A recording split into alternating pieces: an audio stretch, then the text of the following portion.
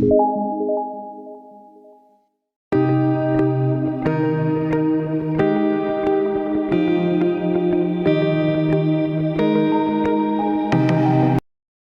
वालेकुम जी, तमाम देखने वालों को अपने फेसबुक पेज और अपने यूट्यूब चैनल पे एक बार फिर से वेलकम करता हूँ। आज हम डिस्कस करेंगे पुर्तगाल के बारे में। पुर्तगाल बेसिकली यूरोप शेंजन का एक स्मॉल सा कंट्री है और जो इकोनॉमी है वो टूरिस्ट के ऊपर बेस्ड है। टूरिज़्म के हवाले से लोग काफ़ी जाते हैं पुर्तगाल में। लिस्बॉन इनका कैपिटल है और काफ़ी हद तक जो है वो इनकी इकॉनमी भी स्ट्रॉन्ग है और इनकी जो टूरिस्ट डेस्टिनेशंस हैं वो भी बहुत काफ़ी हद तक पॉपुलर है। तो आज हम डिस्कस करेंगे कि बेसिकली पुर्तगाल की इमिग्रेशन और पुर्तगाल का वीज़ा जो है उसको लेने में हमें क्या क्या चीज़ें रिक्वायर्ड होंगी, कौन से मंजिलें हमें तय करनी होंगी, क्या क्या इसकी बेसिक रिक्वायरमेंट्स हैं। नंबर वन ये है कि अगर आपके पास पुर्तगाल अगर आप चले जाते हैं और आपके पास वहाँ पे वर्क कॉन्ट्रैक्ट है, वर्क एग्रीमेंट है, किसी भी कंपनी, दुकान या किसी भी बंदे का, एम्प्लॉयर का आपके पास वर्क कॉन्ट्रैक्ट है और आपने मिनिमम वन गो में 6 मंथ या 8 मंथ तक आपने टैक्सेस पे किए हैं, तो पुर्तगाल का इमिग्रेशन ऑफिस है कनाई।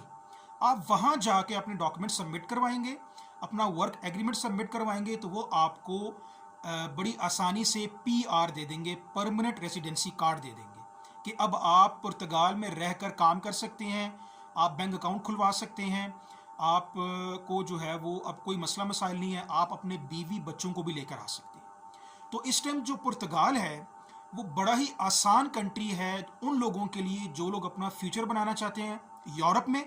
और फ्यूचर बनाने का तरीकाकार मैंने आपको बता दिया है कि आपकी पुर्तगाल पहली डेस्टिनेशन होनी चाहिए। तरीकाकार ये है कि आपके पास वर्क एग्रीमेंट होना चाहिए, आपने टैक्सेस पे किए हुए हों तो आपको पुर्तगाल पीआर दे देता है विद इन 6 और 8 मंथ। ये कोई भी यूरोप की कंट्री नहीं देता। आपको मिनिमम 2-3 साल और ज़्यादा से ज़्यादा 5 साल भी ख्वार होना पड़ता है, तब जाकर आपको पीआर मिलती है या तब जाकर आपको पासपोर्ट मिलता है। तो ये बेसिकली पुर्तगाल की एक रिक्वायरमेंट है। अब मेरे बेसिकली वो दोस्त अहबाब जो कि यूरोप के बाकी शहरों में या मुल्कों में काम कर रहे हैं यही, तो वो पुर्तगाल जाकर अपने पेपर्स बनवा सकते हैं, अपना फ्यूचर स्टार्ट कर सकते हैं। या वो दोस्त अहबाब जिनके पास विजिट वीज़ा है शेंजन का, तो उनकी पहली डेस्टिनेशन पुर्तगाल होनी चाहिए। पुर्तगाल 5 साल के बाद नेशनलिटी दे देता है, पासपोर्ट दे देता है। शर्त यह है कि 5 साल जो है वो लगातार आपने टैक्सेस पे किए हुए हों। बेशक आप काम ना करें, आपके पास वर्क एग्रीमेंट होना चाहिए।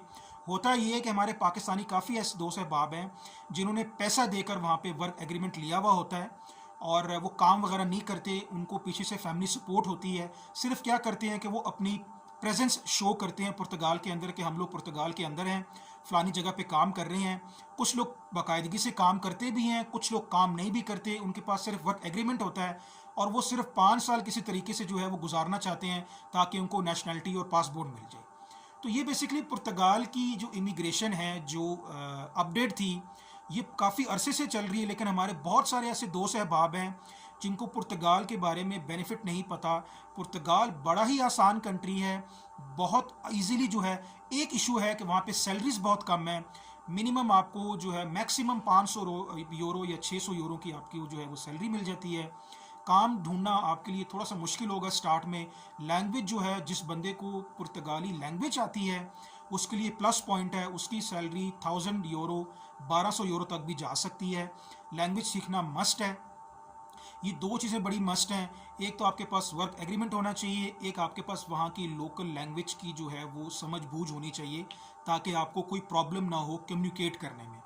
तो हमारे काफ़ी ऐसे पाकिस्तानी लोग हैं जो कि यूरोप के दूसरे कंट्रीज़ में रहते हैं, इटली में रहते हैं, ग्रीस में रहते हैं, फ्रांस में रहते हैं। अब वो क्या करते हैं, वो यहाँ पे पुर्तगाल में आके यहाँ पे वर्क परमिट ले लेते हैं। उसके बाद 5 साल किसी तरीके से एक गो में टैक्सेस पे करते हैं। उसके बाद नेशनलिटी लेकर फिर दोबारा ग्रीस और फ्रांस चले जाते हैं। तो पुर्तगाल की पासपोर्ट की वैल्यू भी जो है वो 132 कंट्री में आपकी फ़्री ट्रैवल है। आप 132 कंट्री में आप पुर्तगाली पासपोर्ट के ऊपर फ्री ट्रैवल कर सकते हैं। बड़ा ही आसान जो है वो मैंने आपको तरीका बता दिया है पुर्तगाल की इमिग्रेशन लेने का। शर्त ये है कि आपके पास वर्क कॉन्ट्रैक्ट होना चाहिए, ज़बान की थोड़ी बहुत समझ बूझ होनी चाहिए और आपने टैक्सेस पे किए हुए। अगर आप टैक्सेस पे नहीं करेंगे, आपको वो अपनी जो कंट्री में जो भी रूल रेगुलेशन है उसके अंदर आपको कभी भी इंटर नहीं होने देंगे। तो ये थी जी पुर्तगाल इमिग्रेशन की अपडेट। तो जो दो सहबाब नेशनलिटी लेना चाहते हैं यूरोप की, उनकी पहली डेस्टिनेशन पुर्तगाल होनी चाहिए, याद रखिएगा। मुझे दीजिए इजाज़त। उम्मीद करता हूँ आपको ये वीडियो मेरी पसंद आई होगी। बाकी दोस्त अहबाब के साथ भी शेयर कीजिए ताकि लोगों को ज़्यादा से ज़्यादा फ़ायदा हो।